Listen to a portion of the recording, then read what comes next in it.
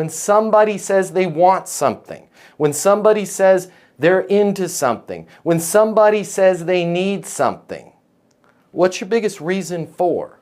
Right? Hey, we need to sell our house, right? I'm interviewing a couple real estate professionals. Got it. What's your biggest reason for moving? Hey, we need sales coaching, right? Our team's not getting it done, right? What's your biggest reason for needing to supercharge the team? What's your biggest reason for blank? What's your biggest reason for moving? What's your biggest reason for needing onboarding software? What's your biggest reason for wanting to start a relationship with an outside third-party recruiter? None of us ask this because we think the person's going to go, oh, I just popped an Ambien. I must be like sleep shopping again, right? I actually don't need a third-party recruiter, right? Just out of curiosity, what's your biggest reason for needing to start a relationship with a third-party recruiter?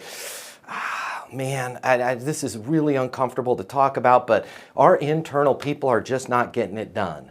And by internal people, I mean Steve, our CEO. He likes to be involved in every new hire. He is great at starting companies. His relationship with his wife is amazing. Best husband ever, best dad. We love Steve.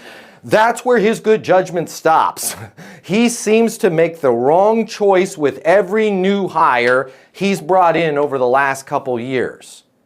Going right back to something else I just taught you. When you say he's making the wrong choice, can you give me a specific example? Yeah, Wayne in accounting. I think he got his accounting degree from Looney Tunes. Guy doesn't even know FIFO from LIFO, right? We are lucky if the I, the R, and the S doesn't come on in here and shut us down. Wayne was the worst hire ever, but apparently he was into kayaking and so Steve, right? We need somebody else to start vetting these candidates.